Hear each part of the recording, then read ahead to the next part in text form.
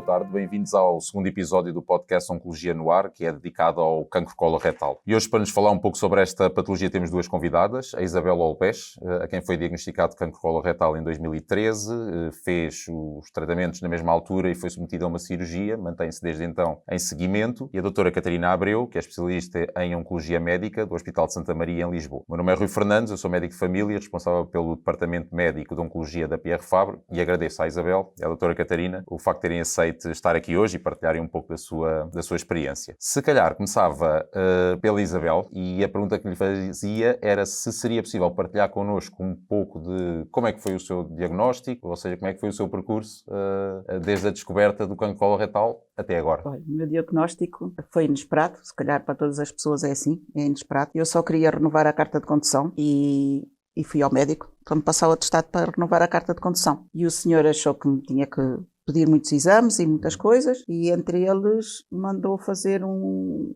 exame aos intestinos e às fezes ocultas, não sei o quê. Fui fazer o exame, tudo nas calmas.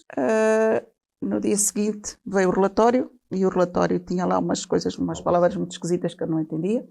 Telefonei ao médico amigo, explicou-me o que era, disse que eu tinha um cancro no reto, e foi assim que eu soube. E eu, depois uma médica também amiga, entretanto, disse-me que tinha que voltar ao médico de família e encaminhar o processo para o hospital quanto antes, que era uma coisa muito urgente, e eu meti na minha cabeça que tinha que me livrar daquilo tudo. Embora fosse pesado para mim ter aquela notícia que era um cancro, a minha mãe também tinha tido cancro, eu desde aquela altura meti sempre na cabeça que eu tenho que me livrar disto. Pronto. E passei muitas noites em claro, sem dormir, mas pronto, eu focava-me sempre que aquilo tinha que se ultrapassar. Pronto. Isto era sábado, na segunda-feira estava no médico, estava no hospital, começámos logo a equacionar as coisas para os tratamentos e para ver o que é que se fazia. Pronto, foi assim.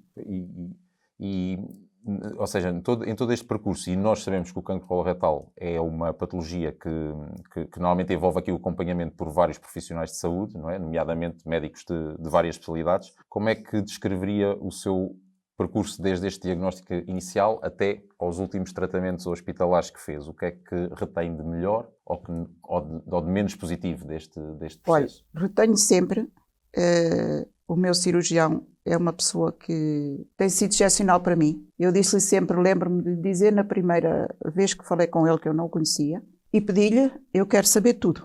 E quero que me diga sempre a verdade, que não me oculte as coisas. Porque isso para mim é importante, eu reajo muito melhor se souber a verdade, eu situo-me e enquadro as coisas e consigo enfrentar isso.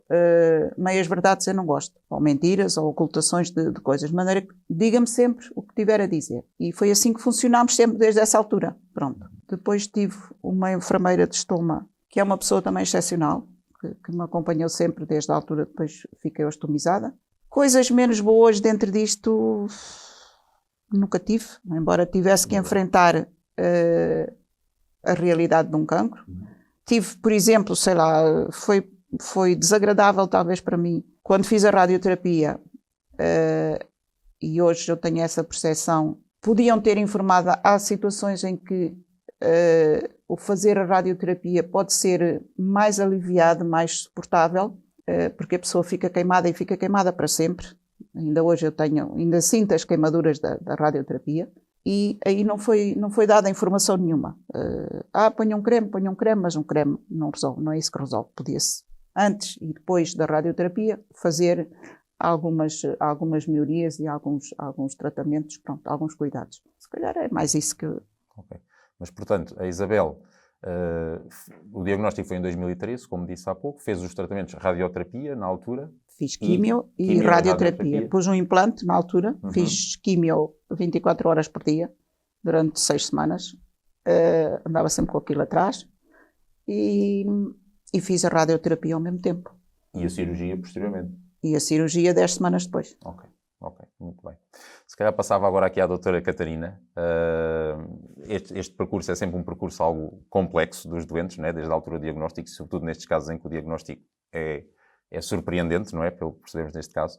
E a minha pergunta para a doutora Catarina seria, no panorama português, como é que avalia o processo de rastreio, de referenciação e depois de acesso aos tratamentos hospitalares, que penso que é a parte em que está mais envolvida. Pois, antes de mais, boa tarde. Eu penso que a Isabel falou de coisas bastante importantes aqui. Portanto, em termos de percurso da pessoa que inicialmente tem um diagnóstico até ao hospital, eu posso até falar melhor, mas em termos de rastreio, eu penso que tem havido avanços importantes nos últimos anos. A DGS implementou um programa para as doenças oncológicas, um grupo que tentou melhorar o rastreio, portanto, a cobertura do rastreio, a adesão. O que nós queremos é que o máximo de pessoas façam rastreio, porque sabemos quanto maior o número de pessoas que fizerem esse rastreio, maior o número de pessoas que podem ser salvas, entre aspas, por esse rastreio. Porque o que ele permite é um diagnóstico precoce da doença. E pode ser feito de duas maneiras principais, ou a pesquisa de sangue oculto nas fezes que a Isabel referiu e que no fundo ajuda a detectar precocemente uma doença já instalada, ou, por exemplo, a colonoscopia, que para além de detectar precocemente já a doença, também ajuda a detectar doenças pré-malignas e que no fundo ajuda a reduzir a incidência destes tumores. Claro que idealmente seria a colonoscopia para a maior parte da população, mas o rastreio com pesquisa de sangue oculto nas fezes acaba por ser o mais abrangente e abranger mais pessoas e ter mais adesão, que é o que nós queremos. E, portanto, eu acho que nos últimos anos tem havido uma melhoria, mas ainda há muito a fazer. No fundo, a adesão dos últimos dados que eu vi de 2018 tinham 40%, o que é melhor do que há uns anos atrás, mas não é ótimo. E depois, a partir daí, a referenciação. E é inevitável falarmos também daqui da pandemia. Portanto, a referenciação vai depender muito, lá está, dos médicos de família, de quem detecta esta doença logo desde o início, ou esta alteração, digamos assim, e o acesso aos médicos de família tem sido bastante afetado nos últimos tempos e, portanto, eu imagino que haja muitas situações agora de atraso na referenciação, mas se essa referenciação for feita, os tempos de resposta, há tempos máximos de resposta definidos. Penso que não saem muito para a oncologia, são 15 dias, mas pronto, claro que pode haver também melhorias nesse aspecto, mas o circuito já está muito definido e, portanto, havendo o rastreio feito pelo médico de família, depois o passo seguinte também já está definido e depois a nível hospitalar tentamos agendar o mais rápido possível. Claro que agora também neste contexto de pandemia, apesar de nós estarmos a fazer as consultas todas, os exames também têm sido mais atrasados e, portanto, há uma série de fatores que vão dificultando uma detecção mais precoce e o início de tratamentos mais precoces. Mas eu vejo como o nosso Serviço Nacional de Saúde estando muito bem capacitado para podermos tratar e tratar a maior parte das pessoas, que é o mais importante. O acesso a tratamentos, portanto, também há esse acesso transversal, talvez podemos depois falar mais à frente também nestas diferenças entre tratamentos, sim. Ok. Acha que, a nível sobretudo do rastreio, e concordo consigo, penso que o processo também estará bem implementado, ou pelo menos tendencialmente a tentar-se que esteja bem implementado, mas ainda haverá da parte da população portuguesa alguma falta de sensibilidade para a necessidade de cumprir este rastreio? Sim, o que eu vejo muitas vezes é que há cada vez mais esta detecção da importância, portanto o rastreio está indicado atualmente a partir dos 50 anos, com pesquisa de sangue oculto nas fezes ou colonoscopia, como disse, até aos 74, mas vejo que em muitas situações ou as pessoas não sabem, ou por exemplo não têm um médico de família fixo e acaba por ser mais difícil detectar este tipo de falhas no rastreio. E outra situação também importante, que recentemente eu acho importante referir, é que nos Estados Unidos, por exemplo, atualmente está-se a definir uma idade mais precoce para estes rastreios. Portanto, cada vez mais a tendência é começarmos mais cedo. E é cada vez mais importante a população também estar sensível a isto para poder a própria pessoa dizer: ainda não comecei este rastreio, que devo começar com esta idade, e acho que isso será de certeza uma mais-valia, sim. Como eu disse há pouco, a doutora Catarina está realmente envolvida, sobretudo no seguimento, no tratamento dos doentes e depois no seguimento, e nós, ouvindo aqui o testemunho da Isabel, percebemos que desde a altura do diagnóstico envolveu aqui várias especialidades, desde os médico de família, responsável pelo rastreio neste caso, e depois todas as especialidades hospitalares que estão, de certa forma, envolvidas tanto no estadiamento como depois no tratamento. Quais é que acha que são os principais desafios, ou que lhe parece serem nos doentes que segue, nesta jornada de tratamento de um doente que tem cancro coloretal? Portanto, para começar, referindo outra vez, muitas vezes o acesso ao médico de família. Portanto, há pessoas que realmente ainda têm esta dificuldade ou que não sabem que têm direito a este acesso e, portanto, como não têm um médico atribuído, acham que não têm médico de família. Portanto, é importante as pessoas manterem sempre estas consultas regulares com o médico de família, ainda que não seja sempre o mesmo. E depois, a nível hospitalar, estes tumores, e principalmente os tumores do reto, são caracteristicamente multidisciplinares. Portanto, nós temos reuniões multidisciplinares, onde nos reunimos com várias especialidades e acaba por tornar bastante mais fácil a referenciação dentro do hospital, mesmo que seja referenciado para outra especialidade que não oncologia ou cirurgia, as outras especialidades podem referenciar para nós e é logo discutido um plano. Outro aspecto que eu também já referi, mas que neste momento talvez seja aquele ponto fraco que pode às vezes atrasar o processo, são os exames complementares de diagnóstico, que no hospital têm estado mais atrasados em algumas situações. Claro que cada hospital nós arranjamos formas de contornar este problema agora na pandemia, porque principalmente a pandemia agravou os problemas que já existiam. Mas claro que isto são soluções temporárias e, portanto, nós ainda vamos ter que melhorar neste aspecto. Eu posso só acrescentar uma questão. Sim. Na altura, eu disse sempre à minha médica de família, habitual, que foi a mesma durante muitos anos, eu já tinha mais de 50 anos, nunca me foi mandado fazer nenhuma colonoscopia, aliás. E eu referi sempre que a minha mãe tinha tido cancro dos intestinos e que morreu disso. E nunca foi mandado pedir nenhum exame nessa área. E naquele dia, quando eu fui pedir a renovação da carta, estava lá um médico diferente, por acaso. E que eu achei, que chato, até disse que o homem é tão chato. Tanta pergunta e tanta questão e tantos exames que mandou fazer. Calhou naquele dia. E acabou por ser positivo nesse caso, não é? Foi, nunca mais o vi. Okay. Nunca mais vi esse senhor. Queria-lhe agradecer, tentei uma vez falar com ele, que eu sei que ele depois foi mudado, nunca consegui mais falar com ele. Mas foi graças a esse senhor que, de facto, eu fiz os exames e foi detectado, porque senão não era detectado, não é? Claro que sim, esta sensibilização também tem que ocorrer a nível dos profissionais de saúde, sem dúvida. Portanto, eu acho que abrangermos associações de pacientes, de médicos, tudo isto ajuda nesta... Também há muitas pessoas que têm medo, não é? Sim. Não querem ir fazer os exames porque têm medo. Medo do que possam vir a descobrir. Sim. Claro que sim. Acho que sim. Voltando aqui agora, dirigi-me outra vez à Isabel, e a doutora Catarina ainda há pouco referiu que isto é um tipo de tumor completamente multidisciplinar, que envolve várias vertentes. Como é que avalia, da perspectiva de quem passou pelo processo, a interação que houve aqui entre os vários profissionais de saúde? Já falou do seu cirurgião, da enfermeira. Foi excelente porque eu passei do cirurgião para a consulta do Hospital de Dia de Oncologia, depois fiz a radioterapia na Champalimau, foi outra referência diferente, e na altura ficou por ali, pronto, era a quimio, era a rádio e depois a decisão da cirurgia, mas foi impecável todos, entre eles, eu não tenho nada a dizer, nem a referir dessa situação toda, para mim foi impecável. Pronto. Sim, como digo, eu acho que o nosso Serviço Nacional de Saúde está muito bem aliado depois nestas equipas, não é? No fundo criamos equipas para podermos comunicar melhor, para podermos tratar melhor e orientar o mais rapidamente possível. Não quer dizer que não haja falhas, não é? Como há em tudo, mas sim, temos que também dizer bem do que está bem feito, claro. Não é? Isto sem dúvida que está bem. Sim, concordo com ambas. Outro aspecto que eu achei aqui muito interessante é que, em algum momento do seu processo, Isabel, houve aqui necessidade de escrever um livro. Eu tenho o livro comigo, é o livro Dança das Máscaras. Como é que surgiu esta ideia ou esta necessidade? Não sei como a definir. É assim, nos primeiros tempos eu estava focada, era realmente em acabar com isto, pronto, libertar-me. Fiz a quimio, fiz a rádio. Acabei aquilo, isto era o mês de princípio de setembro, e eu disse para o meu marido, para a minha filha, vamos embora daqui para fora, estou farta disto, vamos sair, vamos de férias.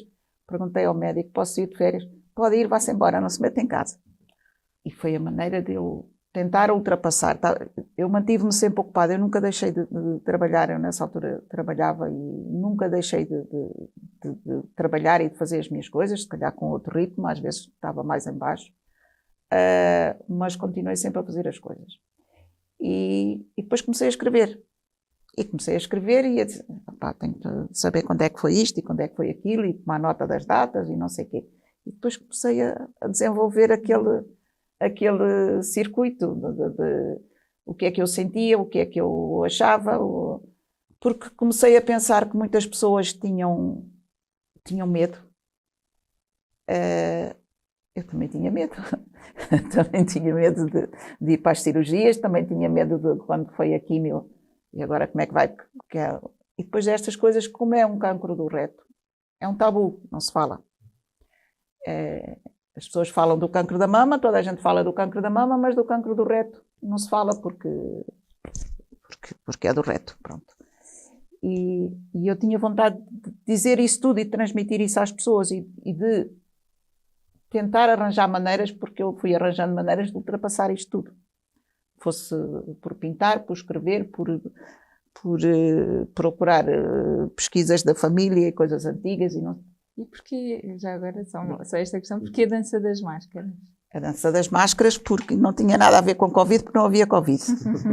Porque eu estive em África e eu achei que era como enfrentar a dança das máscaras em África. A dança das máscaras é feita para como se fosse um pedido, eles entendem que é um pedido dos ancestrais da família para os ajudar a libertar de algum problema ou de alguma situação que é má. Invocam os ancestrais para sair de uma situação má e pedirem ajuda. Doutora Catarina, também penso que certamente terá, assim, na sua consulta, não é? Terá também doentes que... a minha percepção é um bocadinho que há dois tipos de cenários, ou doentes que se fecham um bocado e outros que tentam abrir-se um bocado e receber. Sim, qual é que é a sua percepção? Eu acho que depois vai depender muito da personalidade de cada um e, na verdade, eu acho que ninguém sabe como é que vai reagir perante uma situação destas.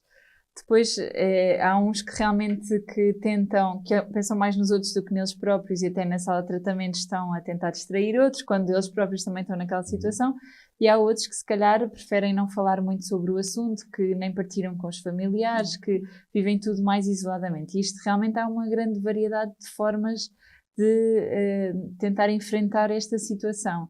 Agora, o que eu acho que é importante é poder haver tipos de apoio também ajustados a cada uma destas formas de viver. E os grupos de apoio, e uma questão que eu não referi anteriormente quando me perguntou quais é que eram os pontos fracos desta referenciação e todo este circuito, um dos pontos que eu acho que há cada vez mais apoio, mas que pode faltar em algumas situações é este acompanhamento ao longo de todo o processo. Porque não só pela parte burocrática, porque muitas vezes chega-se a uma série de papéis e de folhas de marcações e que a pessoa não sabe, depois a informação do tipo de apoios que pode ter, do que é que deve fazer, isso tudo é toda a juntar a toda a avalanche de informação acerca da doença, depois é também tudo o resto que tem que ser tratado e que é uma carga muito grande para as pessoas que passam por todo este processo. Portanto, diria que seria importante haver também mais este acompanhamento de orientar, de saber aonde recorrer, aonde ir buscar a informação e também de acompanhar, mesmo fisicamente, há pessoas que vêm muito sozinhas neste processo, infelizmente.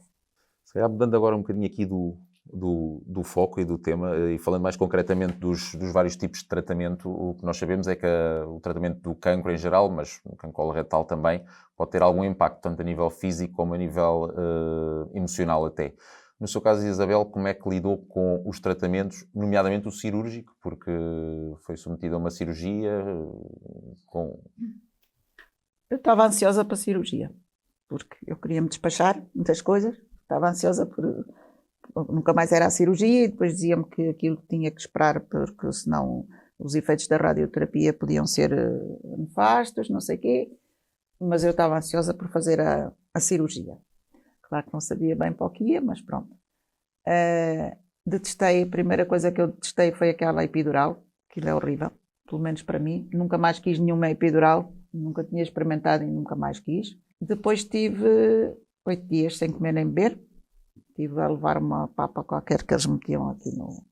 Não sei o que era aquilo, chamavam de bacalhau com natas, não de serviço. E reagi. Eu, ao fim de 2, 3 dias, levei 43 pontos. Ao fim de 2, 3 dias estava a andar, fui tomar duche, pedi para me desligarem aquilo, fui tomar duche sozinha. Pronto. E saí, ao fim de 10 dias, saí da cirurgia. Saí do hospital, pronto, vim para casa. É verdade que eu tive sempre muito acompanhamento do meu marido e da minha filha, e penso que isso é muito importante. Há doentes que estão completamente sozinhos. E recuperei, pronto, daquilo. Mais ponto, menos ponto, eu recuperei. Só que depois, a seguir, fiz uma fístula. Fiz uma fístula por causa da radioterapia. Passado um mês, foi detectada a fístula, tive que fazer uma ileostomia. E aí já foi complicado, porque eu os primeiros meses da ileostomia, eu não olhava sequer para a minha barriga. Nem olhava, nem queria saber, nem queria ver, nem queria saber nada daquilo. Pronto. O meu marido, por acaso, mudava-me. Aquilo rebentava a toda a hora. Pronto. Isso foi muito confrangedor. Pronto. A pessoa ver-se com um saco na barriga e aquilo estar constantemente a rebentar e a acordar de noite e a ter que se mudar e lavar-se e ir para o banho. Pronto, é muito desagradável. Pronto. É chocante. Mas pronto. Depois andei a fazer hiperbárica para ver se fechava a fístula. Diziam-me sempre que estava a melhorar, finalmente não estava. E 2 anos depois ficou decidido que tinha que passar a colostomia definitiva e que se encerrava. Pronto.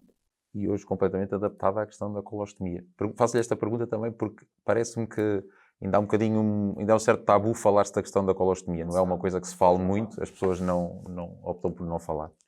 As pessoas não falam, não gostam de falar, não gostam de dizer que têm um buraco na barriga e não gostam de falar nisto. Pronto. Mas eu acho que isto tem que ser falado. Faço parte também de um grupo de pessoas ostomizadas e falamos todos nisto, até pronto, brincamos uns com os outros, não sei o quê, se foi assim, se foi assado, saiu mais, saiu menos, como é que fazes para isto, como é que fazes para aquilo, pronto, porque depois nós próprios ganhamos truques para facilitar o usar o saco em permanente, pronto. E lá está, eu nunca deixei de fazer a minha vida normal, eu vou para a praia, fui sempre para a praia, mesmo quando tinha a ileostomia, fui sempre para a praia, fiz sempre hidroginástica, nunca deixei de fazer, não faço agora por causa do Covid, mas nunca deixei de fazer estas atividades, nunca deixei de ir para lado nenhum por causa de ser ostomizada ou por ter tido um cancro ou por às vezes estar mais limitada. E acho que essa postura também é muito importante para as pessoas, porque uma pessoa que se fecha em casa, que não quer sair, que não vai... Eu acho que a pessoa, em muito pouco tempo, está deprimida e tem uma situação pior do que... agrava a sua situação. A doutora Catarina, certamente na sua consulta recebe doentes com colostomia, ostomizados. Qual é a sua percepção sobre o impacto deste tipo de tratamento e que formas é que, digamos, tem ao seu dispor para poder, de alguma forma, minimizar um bocadinho este impacto? Pois é, um impacto enorme na qualidade de vida, na autoimagem, na relação com os outros, muitas vezes o que eu sinto é que principalmente também os mais jovens têm muita dificuldade em aceitar e estão sempre a ver o momento em que vão retirar a colostomia ou que vão fazer a cirurgia de reconstrução.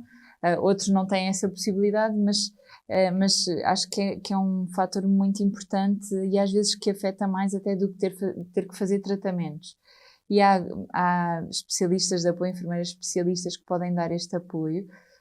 Eu penso que talvez este apoio é sem dúvida importante, mas estes grupos em que as pessoas falam entre si e mostram que a vida é possível e normalizar as atividades do dia-a-dia, mesmo com este fator, eu acho que também é muito importante.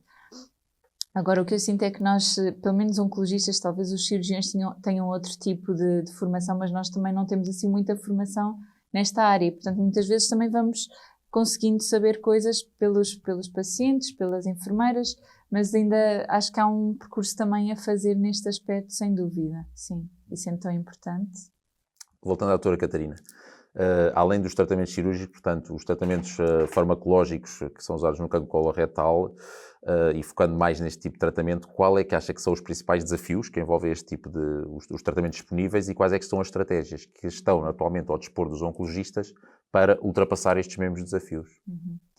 Eu penso que os desafios maiores nesta área é a rapidez que temos de aprovação dos fármacos, porque desde o tempo em que verificamos que realmente há benefício até os termos disponíveis no Serviço Nacional de Saúde, demora tempo e, portanto, este tempo, enquanto nós sabemos que já são medicamentos importantes, mas que não podemos utilizar, é significativo, e se tentasse minimizar esse tempo, eu acho que ganhávamos todos. Depois, esta rapidez de aquisição de fármacos também, por vezes, pode não ser igual do hospital para o hospital, se bem que o acesso, em princípio, será o mesmo. Em termos de quimioterapia, não há assim grandes restrições. Eu penso que isso é uniforme no país todo, em termos de acesso a quimioterapias e tempo até começarmos os tratamentos, portanto isso é bastante mais fácil. Eu diria mesmo que são os tratamentos mais chamados inovadores, ou acesso a ensaios clínicos, que também são importantes para termos acesso a medicamentos que já sabemos que à partida terão benefício, mas que ainda não temos acesso a eles de uma forma mais disseminada, não é? E também, já se falou aqui um pouco, também são tratamentos que causam algumas alterações e algum impacto também a nível dos doentes, ou seja, são também associados até a alterações da própria imagem da pessoa que acabam por ter aqui algum impacto. Um dos efeitos importantes é também a neuropatia, que são os formigueiros nas mãos e nos pés e que podem ficar durante muito tempo, durante 2 anos, até haver alguma resolução.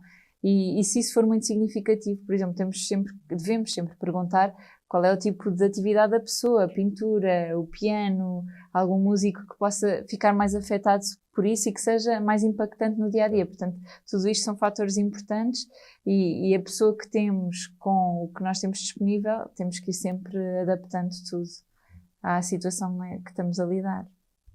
Eu gostava muito de continuar a conversa, mas o tempo já vai ficando escasso. Queria apenas, para terminar, e se calhar começando pela Isabel, perguntar-lhe se tem alguma mensagem que gostaria de transmitir aos ouvintes que possam ter recebido um diagnóstico de cancro coloretal e o que é que lhes poderia dizer? Poderia dizer aquilo que tenho dito sempre, é que a pessoa focar-se sempre que se vai curar ou vai ultrapassar pelo menos as situações mais difíceis. E acho que a pessoa se deve sempre focar nisto, nunca deixar de fazer a sua vida, de manter dentro do possível uma atividade, se não for o trabalho, porque às vezes pode não ter condições para desenvolver o trabalho que faz, mas manter-se ativa, manter-se a conviver, sair, não ficar limitada à sua casa nem ao seu encerramento ou fecho em si própria. Pronto, desenvolver sempre coisas, atividades paralelas, seja o que for, crochê, bordar, cozinhar, qualquer coisa dessas. Qualquer coisa que renova a vida, que acho que é importante. Doutora Catarina, a mesma questão? Sim, alguma mensagem? eu ia dizer que quanto mais cedo melhor, portanto não vale a pena adiar procedimentos que sabemos que são importantes para podermos tratar melhor, e há sempre alguma coisa que se possa fazer para aliviar, para tratar, para melhorar a qualidade de vida, e portanto acho que devem sempre procurar as pessoas certas, o profissional de saúde que os segue, e depois fazerem-se acompanhar também de grupos de ajuda que são muito importantes. Obrigado. Nós concluímos assim, desta forma, o segundo episódio do podcast Oncologia no Ar. Eu agradeço uma vez mais à Isabel e à doutora Catarina pela vossa partilha. Muito obrigado e até ao próximo episódio. Obrigada. Obrigada também. Até à uma boa próxima. tarde.